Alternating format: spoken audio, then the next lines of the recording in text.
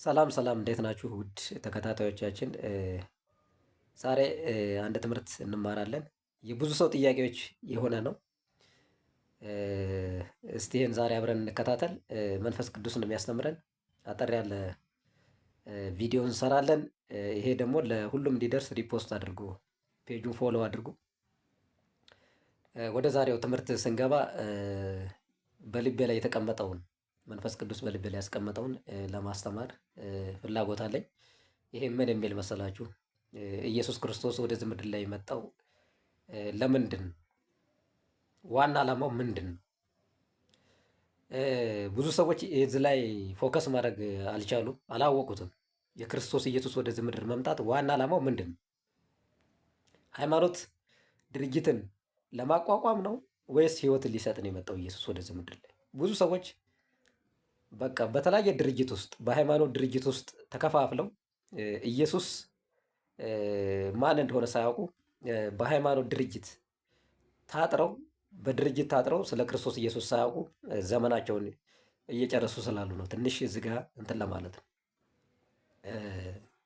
ግማሹ ኦርቶዶክስ ትክክል ይመስለዋል፣ ግማሹ ፕሮቴስታንት ትክክል ይመስለዋል፣ ግማሹ ሙስሊም፣ ግማሹ ካቶሊክ። በፕሮቴስታንት ውስጥ ራሱ ብዙ አይነት ክፍፍሎች አሉ። የራሳቸውን የቻለ ዶክትሪን አለ።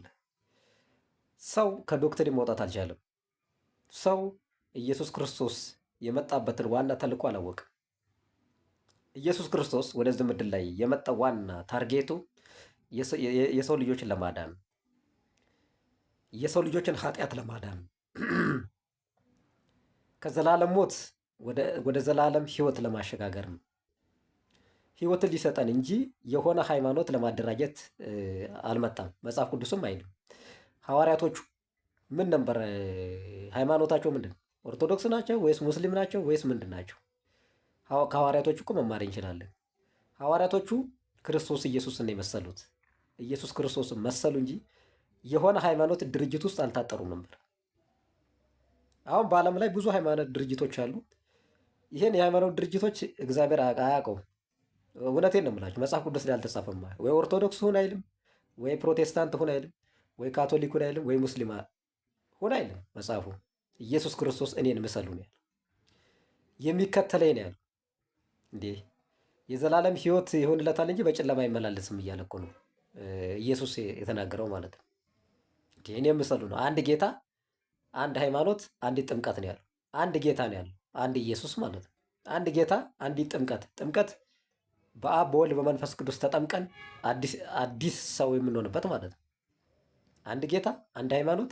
ሃይማኖት ሲል ክርስትና ነው የሚያሳየው። ኢየሱስ ክርስቶስን እየመሰልክ ከሄድክ ነው ክርስቲያን ነው የሚያስብለው ማለት ነው። ያ ነው እንጂ መጽሐፍ ቅዱስ ላይ ያልተጻፈ ነገር፣ በ66ቱ ላይ ያልተቀመጠ ነገር ብዙ ሰዎች ተሸውደዋል። በዓለም ላይ በጣም በርካታ በዓለም ላይ ያለ ሃይማኖተኞች ተሸውደው ነው ያሉት። ለምን? መጽሐፉ እንደዛ ስለማይል ማለት ነው። እውነቴን እምላችሁ በርካታ የሃይማኖት ድርጅት በዓለም ላይ አለ።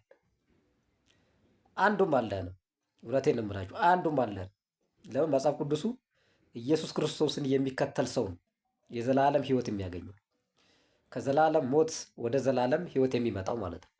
ስለዚህ ወደ ክርስቶስ ኢየሱስ ዞር እንበል፣ ሕይወት ወደሚሰጠው መጽሐፉ ላይ የተጻፈውን እንከተል።